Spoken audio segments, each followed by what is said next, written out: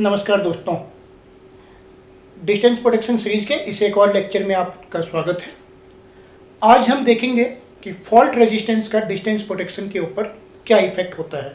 Last session में हमने इनफीड का इफेक्ट देखा था और सबसे फर्स्ट सेशन में हमने जोन 1, जोन 2, जोन 3 के रीच कैसे डिसाइड किए जाते हैं और रीच कैसे हम सेट करते हैं, ये हमने देखा था। उसके बाद ही हमने डिसाइड किया था कि हम अलग अलग सेशन में, अलग अलग लेक्चर्स में एक एक कम्प्लेक्सिटी इंट्रोड्यूस करेंगे, जिसके अंदर हमने सबसे पहले इनफीड का इफेक्ट देखा। आज हम फॉल्ट रेजिस्टेंस का इफेक्ट देखेंगे और उसी के साथ हम pre fault power flow direction का क्या इफेक्ट होता है डिस्टेंस प्रोटेक्शन के रीच सेटिंग्स पर, वो भी देखेंगे। तो आइए शुरुआत करते हैं। शुरुआत करने से पहले एक चीज़ और यहाँ पर बताना चाहूँगा कि ऐसा हो सकता है कि आप लोगों के नोटिफिकेशन में एक ही वीडियो डबल आ रहा हो। इसका रीज़न ये है कि एक ही वीडियो को हिंदी और इंग्लिश दोनों में बनाया जा रहा है, क्योंकि बहुत से लोगों को इंग्लिश में वीडियो चाहिए, तो उसके कारण से एक ही वीडियोस को दोनों लैंग्वेज में बनाया जा रहा है। इसी कारण आपको डबल नोटिफिकेशंस आ सकते हैं, पर आप अपने हिसाब से हिंदी या इंग्लिश में से कोई भी एक वीडियो देख सकते हैं। दूसरी इम्पोर्टेंट चीज़ ये है कि आज के सेशन में भी जो भी आपको कंसेप्ट बताए जा रहे हैं, ये कंसेप्ट ओपन सोर्स मटेरियल से लिए गए हैं और इसके लिए भी वही सेम दो बुक रेफर किए गए हैं। एक ब्लैकबर्न की प्रोटेक्टिव रिलेइंग और दूसरी PM एंडरसन की पावर सिस्टम प्रोटेक्शन की बुक। जो भी यहाँ पर कंसेप्ट है वो ओपन सोर्स है, आपको गूगल पर भी इजीली मिल जाएगा और ये किसी भी पर्टिकुलर रिले स्पेसिफिक नहीं है। इसका एप्लीकेशन जनरलाइज प्रोटेक्शन सिस्टम में है। कंसेप्ट समझना हमारे लिए इसलिए आवश्यक है कि अगर आप कंसेप्ट समझते हैं तो आपको ये न्यूमेरिकल रिलेज के अंदर जो डिफरेंट सेटिंग्स होती है वो उतना ही क्यों रखा जाता है, वो सेटिंग्स क्यों इम्प्लीमेंट किया जाता है, ये समझना और इम्प्लीमेंट करना बहुत आसान हो जाएगा। तो आइए बहुत ज़्यादा टाइम व्यतीत न करते हुए हम सीधा अपने टॉपिक की शुरुआत करते हैं।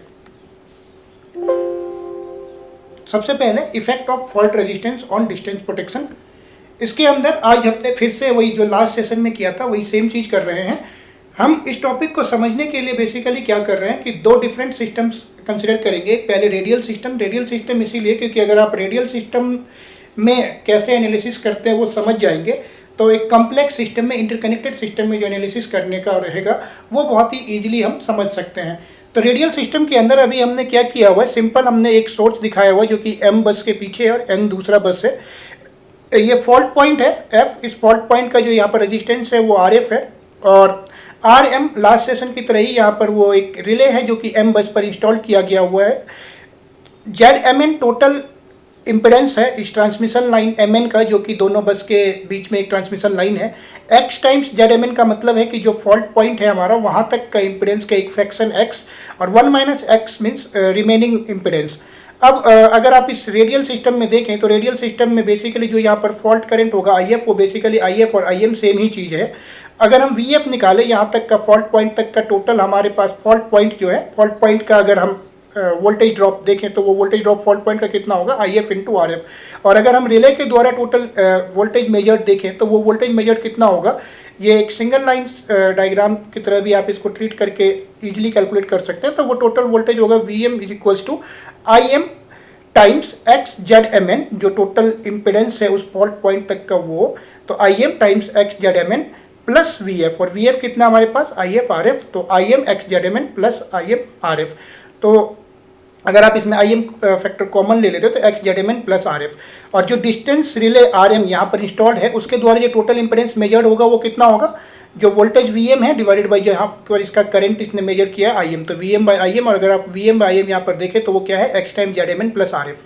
ये जो इक्वेशन है इसका फिजिकल सिग्निफिकेंस बहुत ज़्यादा है और इसका फिजिकल सिग्निफिकेंस हमने फर्स्ट सेशन में भी देखा था कि वो फिजिकल सिग्निफिकेंस है क्या चीज़ कि बेसिकली अगर आप देखें यहाँ पर कोई फॉल्ट रेजिस्टेंस ना होता, अगर कोई भी फॉल्ट रेजिस्टेंस नहीं होता तो आपका जो इम्पिडेंस है रिले के द्वारा जो मेजर किया जाएगा वो इस एंगल पर, मतलब कि जो भी आपका रिएक्टेंस वाला एंगल है उसी एंगल पर ही रहेगा। और उसमें क्योंकि कोई भी रेजिस्टेंस का इफेक्ट नहीं है तो अगर हम बात करें कि जो सर्कुलर कैरेक्टरिस्टिक्स होते हैं आपके मॉ कैरेक्टरिस्टिक्स, उसके अंदर ही ये आएगा और हमेशा इस लाइन को प्रोटेक्ट करने के लिए वो कैपेबल रहता है। लेकिन जैसे जैसे फॉल्ट रेजिस्टेंस इंट्रोड्यूस होगा तब क्या है, ये फॉल्ट रेजिस्टेंस आपका RF एक एडिशनल कंपोनेंट आ रहा है और ये एडिशनल कंपोनेंट जो है ये एक रियल कंपोनेंट है। अगर X की बात करें तो X इमेजनरी कंपोनेंट्स है और RF आपका रियल कंपोनेंट इसके साथ ऐड हो रहा है। तो इसको जैसे ही आप इसमें ऐड करेंगे RF को, तो अब टोटल इम्पिडेंस जो रिले के द्वारा मेजर्ड है वो, पहले यहाँ पर इम्पिडेंस मेजर्ड था, अब वो इम्पिडेंस मेजर्ड जो है आगे आ रहा है, मतलब आपका इम्पेडेंस मेजर जो है ज़्यादा आ रहा है। इस केस में हो सकता है कि ये जो मो कैरेक्टरिस्टिक्स है उसके अंदर ये इम्पेडेंस मेजर ना आए और मो कैरेक्टरिस्टिक्स आपका कैपेबल नहीं हो पाता है। इसीलिए कहा जाता है कि हम लोग जो है क्वाड्रिलेटरल कैरेक्टरिस्टिक्स यूज करते हैं। ये बहुत सिंपल डिस्कशन था रेडियल सिस्टम के लिए, लेकिन एक्चुअल सिस्टम इतना सिंपल नहीं होता है। उसमें आपके पास मल्टीपल सोर्सेज हो सकते हैं, डिफरेंट बसेस के ऊपर भी अलग अलग सोर्सेज कनेक्टेड है। तो अब हम उसका इफेक्ट देखेंगे, क्योंकि एक्चुअल सिस्टम में हमारे पास जो टोटल ये वाला जो एनालिसिस है, यहाँ पर जो हमने रेडियल सिस्टम का क्या सिंपल एनालिसिस है, और ये सिर्फ और सिर्फ आपका अप्लीकेबल होता है उसी कंडीशन में जहाँ पर आपका या तो रेडियल सिस्टम है, या फिर आप ये बोल सकते हैं कि जो आपका नो लोड लाइन्स है। नो लोड लाइन्स में भी क्योंकि आपका अदर एंड से यहाँ से कोई भी फॉल्ट करंट फीड नहीं हो रहा होगा। तो अब इस कंडीशंस में भी आप देख रहे हैं कि इम्पेडेंस का वैल्यू तो बढ़ रहा है, लेकिन जो हमारा आरएफ का जो इफेक्ट है वो सिर्फ रजिस्टिव डायरेक्शन में ही इफेक्ट है। अब अगर हम कंसीडर करें एक सिस्टम जिसमें सोर्स दोनों एंड पर इंस्टॉल्ड है, तो यहाँ पर हमने लास्ट सिस्टम को ही सेम सिस्टम लिया है, बस एन बस के ऊपर एक और सोर्स शो किया हुआ है। एक्स जेडएमएन सेम है, 1 माइनस एक्स जेडएमएन सेम है, और यहाँ पर आप देखें तो अब जो फॉल्ट करंट होगा आई एफ, वो आई एफ कितना होगा, जो इस साइड के सोर्स के द्वारा करंट फीड किया जा रहा है आई एम वो, प्लस जो अदर बस है उसके थ्रू जो करंट आपको मिल रहा है आई एन वो। तो I F is equals to I M plus I N, और वोल्टेज जो इस फॉल्ट पॉइंट का वोल्टेज है वी एफ, वो वोल्टेज तो सेम ही रहेगा, I F into R F. R F fault resistance है, तो I F into R F की अगर आप मैग्नीट्यूड देखें तो वो कितना है, I M plus I N, जो कि आई एफ है, इंटू आर एफ। यहाँ तक आपको अभी कुछ भी ज़्यादा डिफरेंस नहीं आएगा, लेकिन आगे आप देखेंगे तो आप देखिए यहाँ पर कि जो इस रिले के द्वारा मेजर्ड वोल्टेज है, टोटल वोल्टेज वो कितना है, V M is equals to I M times X Z M N plus V F, और वी एफ है हमारा I M plus I N into R F. तो अब ये जो रिले है टोटल इंपेडेंस जो कैलकुलेट करेगा वो कितना है, X Z M N plus 1 plus I N by I M times R F. अब इसमें जो एक सबसे इंपॉर्टेंट चीज देखने वाली है वो क्या है कि आप यहाँ पर देखें तो X Z M N plus R F जो है ये सेम चीज है जो कि लास्ट में भी था। X Z M N plus R F यहाँ पर भी था, X Z M N plus R F इस केस में भी है जब दोनों साइड में सोर्स है।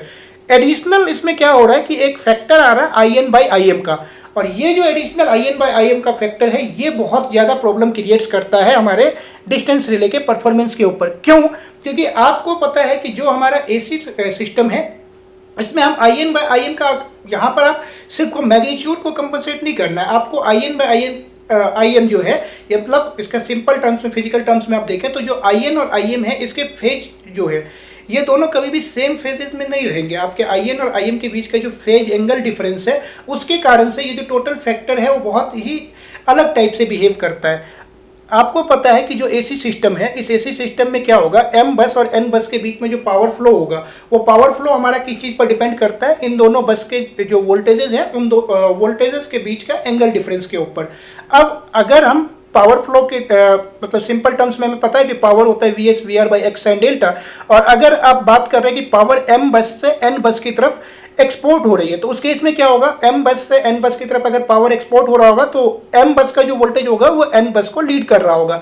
सिमिलरली अगर पावर इंपोर्ट हो रहा होगा एम बस के ऊपर तो जो यहाँ का वोल्टेज है वो लैग कर रहा होगा एन बस से।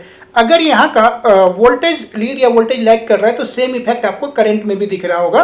तो अगर हम बात करें कि पावर एक्सपोर्ट के टाइम पर क्या होगा, पावर एक्सपोर्ट के टाइम पर मतलब अगर पावर एम बस से एन बस की तरफ जा रहा है तो उस केस में हमारा सिंपली क्या होगा, जो आई एम जो होगा उसका एंगल आई एन से ज़्यादा होगा, या ये कह सकते हैं कि जो आई एम है वो आई एन को लीड कर रहा होगा। सिमिलरली जब पावर इंपोर्ट हो रहा होगा एम बस के ऊपर उस केस में आई एम जो है वो लैग करेगा आई एन से। अब अगर आई एम और आई एन के बीच में एक फेज एंगल डिफरेंस है, मतलब अगर ये नॉर्मल होता, आई एन जो है मान लीजिए आई एन है 1 एट एन एंगल 0 डिग्री और आई एम भी है आपका 1 एट एन एंगल 0 डिग्री, तो उस केस में आपका इसका इफेक्ट जो है 1/1 और 0/0 तो एंगल कैंसिल हो गया और कोई भी इफेक्ट नहीं बचेगा, सिंपल रजिस्टिव इफेक्ट ही रहेगा। लेकिन जैसे ही इन दोनों के बीच में कोई एक एंगल डिफरेंस है तो अब आपका एक एडिशनल टर्म इंट्रोड्यूस हो रहा है, और वो एडिशनल टर्म्स एंगल डिफरेंस के कारण से क्या कर रहा है कि आपका रेजिस्टेंस में भी जो इम्पेडेंस जो मेजर किया है रिले ने उसके रिएक्टेंस, रेजिस्टेंस के साइड में तो इफेक्ट है ही, रिएक्टेंस में भी एडिशनल वो इफेक्ट क्रिएट कर रहा है। इफेक्ट क्या क्रिएट कर रहा है कि आपका पावर फ्लो के डायरेक्शन के हिसाब से अब रिएक्टेंस इंक्रीज या डिक्रीज कुछ भी हो सकता है। रेजिस्टिव इफेक्ट तो है ही, प्लस रिएक्टेंस में भी इंक्रीज या डिक्रीज हो सकता है। अब इसी को अगर हम यहाँ पर बात करें तो हमारा क्या था कि X Z M N plus R F तो नॉर्मल रहेगा ही रहेगा। अब अगर आई एम हमारा लीड कर रहा है आई एन से तो उस केस में क्या होगा, आई एम आपको आई एन से लीड कर रहा है, तो ये वाला जो यहाँ पर मैग्नीट्यूड होगा उसमें आपका एक एक्स का वैल्यू जो भी मतलब इसने कैलकुलेट किया हुआ है वो वैल्यू आपका रिड्यूस हो जाएगा। सिमिलरली अगर आप बात करें कि पावर इंपोर्ट हो रहा है तो उसके केस में एक्स का वैल्यू इंक्रीज हो जाएगा। तो अगर हम सिंपल देखें तो लास्ट जो ये वाला केस है, इस केस में ये एक्स जेड में तो नॉर्मल हमारा रहना ही रहना था, जहाँ तक मतलब फॉल्ट है जिस पॉइंट पर वहाँ तक का ये इम्पिडेंस है। अब अगर कोई भी आपका सेकेंड सोर्स नहीं है या लाइन में कोई पावर फ्लो नहीं है तो उस केस में आपका आई एन जो है वो जीरो है। उस केस में सिर्फ इफेक्ट आपका रेजिस्टिव इफेक्ट आएगा। अब अगर पावर एक्सपोर्ट हो रहा है और आई एम आपका लीड कर रहा है आई एन से, तो उस केस में क्या होगा, आपका आई एम क्योंकि लीड कर रहा है, आई एम का एंगल ज़्यादा है तो I N by I M का जो है वो नेगेटिव साइड में इफेक्ट आएगा और रिएक्टेंस रिड्यूस हो जाएगा। सिमिलरली अगर पावर इंपोर्ट हो रहा है तो अब आपका आई एम लैग कर रहा है और आई एम के लैग होने के कारण से क्या होगा कि जो हमारा I N by I M का इफेक्ट है वो इस रिएक्टेंस को हायर साइड में ले जाएगा। तो हम यहाँ पर एक सबसे इंपॉर्टेंट चीज़ देखते हैं कि जो रिमोट एंड का इनफीड है इसके कारण से या जो रिमोट सोर्सेज हैं उसके कारण से हो क्या रहा है कि हमारा जो रिएक्टेंस है जो रिले कैलकुलेट कर रहा है वो इंक्रीज या डिक्रीज दोनों डायरेक्शन में हो सकता है। मतलब सिंपल और रेजिस्टिव इफेक्ट नहीं है, अब इफेक्ट आपका दोनों डायरेक्शन में हो सकता है। रेजिस्टेंस के साथ रिएक्टेंस में भी इफेक्ट आएगा और जैसे ही रेजिस्टेंस के साथ रिएक्टेंस में इफेक्ट आता है तो आपको अब जो लास्ट में हम लोग फर्स्ट स्लाइड में डिस्कस कर रहे थे कि रेजिस्टेंस के कारण से आपने क्वाड्रिलेटरल कैरेक्टरिस्टिक यूज कर लिया था कि चलो क्वाड्रिलेटरल कैरेक्टरिस्टिक में तो हम बहुत लंबा रेजिस्टिव एरिया बना लेंगे और जो हमारा रेजिस्टेंस के कारण से मोर रिले ऑपरेट नहीं कर रहा था वो बच सकते हैं। लेकिन क्वाड्रिलेटरल कैरेक्टरिस्टिक में भी अब लिमिटेशन आ जाती है क्योंकि जैसे ही हमने इसका इफेक्ट देखा तो अब क्योंकि रिएक्टेंस चेंज हो रहा है, रिएक्टेंस चेंज हो रहा है तो अब हो सकता है क्वाड्रिलेटरल कैरेक्टरिस्टिक के अंदर भी अब आपके यहाँ से अगर आप देखें तो दो चीज़ें हो सकती है। हो सकता है कि अब जो ये इंपेडेंस कैलकुलेट किया हो सकता है कि जोन 1 के फॉल्ट में इंपेडेंस को बाहर कहीं देख रहा हो और रिले आपका ऑपरेट ही ना करे या डिलेड ऑपरेशन हो, जोन 1 के फॉल्ट में जोन 2 में जा सकता है। या ये भी हो सकता है कि फॉल्ट जोन 2 में हो और पावर एक्सपोर्ट के कारण से रिएक्टेंस वैल्यू वो कम मेजर करे और आपका जो है फॉल्ट जोन 1 में सी कर ले रिले और एक्सटर्नल फॉल्ट्स में मतलब जोन 2 के फॉल्ट्स में भी रिले जोन 1 में फॉल्ट देखते हुए तुरंत ऑपरेट हो जाए। तो इसी को हम थोड़ा और डिटेल में समझने की कोशिश करते हैं। ये एक सिंपल सिस्टम है जो मतलब आपके अभी तक हमने आपको मैथमेटिकल इक्वेशन से बताया है, तो उसी को आप फिजिकली देखते हैं। तो ये EM और EN दोनों जो बसेस है हमारा M बस और N बस, उसके पीछे का सोर्स है और ये सोर्स इम्पिडेंस है ZSM और ZSN। ZLM ये आपका लाइन का इम्पिडेंस है और ZLN जो ये भी मतलब LM और LN जो है सिंपली वो इस पॉइंट तक का जो हमारा इम्पिडेंस है फॉल्ट पॉइंट तक का वो इम्पिडेंस है। अब ये जो टोटल फिगर है इसका क्या मैथमेटिकल सिग्निफिकेंस है वो हमने पिछले उसमें देख लिया था।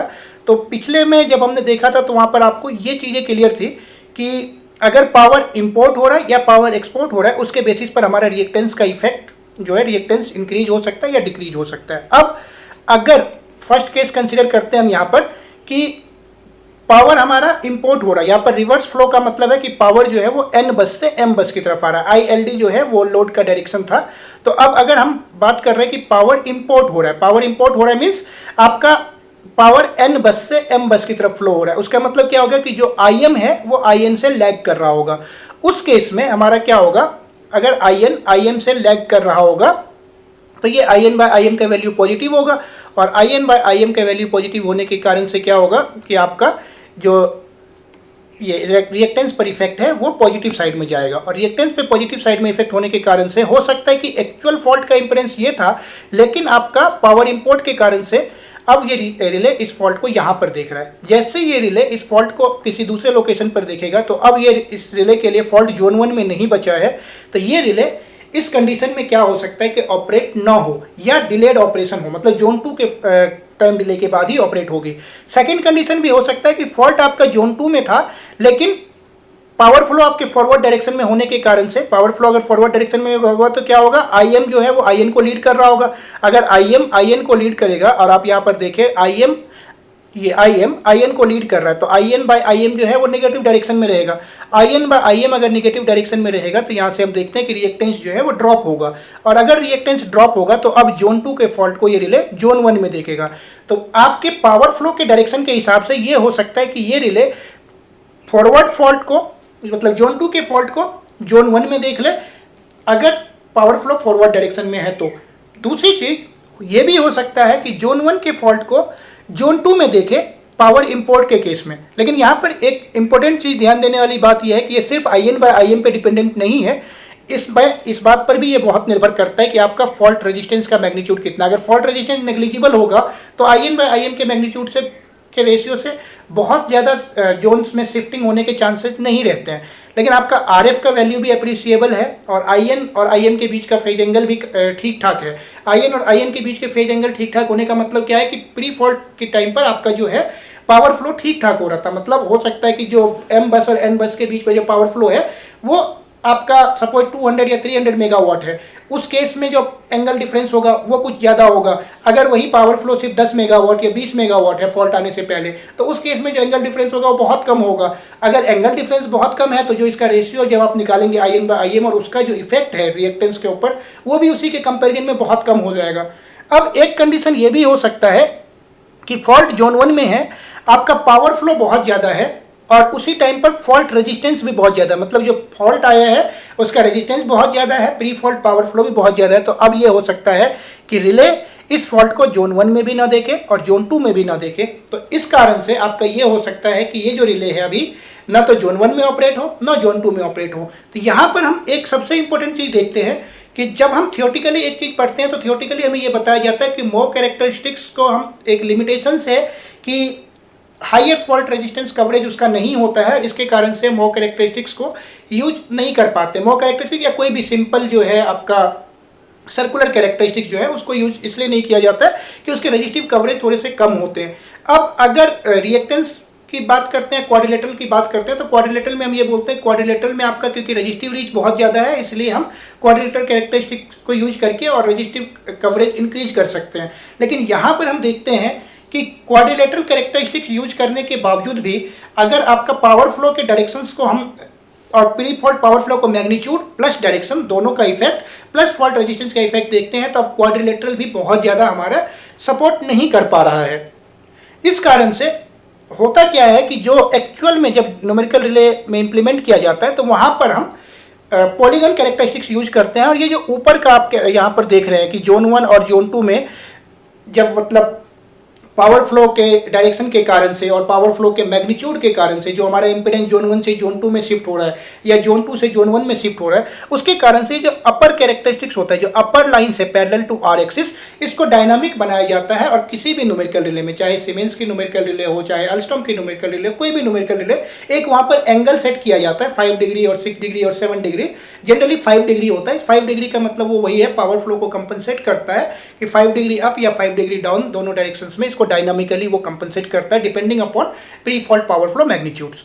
अब एक चीज यहां पर आपको क्लियर है कि pre fault power flow magnitude के कारण से आपका जो डिस्टेंस रिले का परफॉर्मेंस है उसमें प्रॉब्लम हो सकती है। दूसरा कि ये प्रॉब्लम इस बात पर निर्भर है कि कितना हमारा फॉल्ट रेजिस्टेंस है। जितना ज़्यादा फॉल्ट रेजिस्टेंस होगा, जितना ही ज़्यादा आपका प्री फॉल्ट पावर फ्लो होगा, उतना ही ज़्यादा इफेक्ट होगा। अगर प्री फॉल्ट कोई पावर फ्लो है ही नहीं, अगर मान लीजिए कि लाइन नो लोड है या वेरी लाइटली लोडेड है, उस केस में आपका IN का जो मैग्नीट्यूड होगा वो बहुत कम होगा। IN का मैग्नीट्यूड बहुत कम होगा तो उस केस में ये सब वाले इतने इफेक्ट जो है वो आएंगे ही नहीं।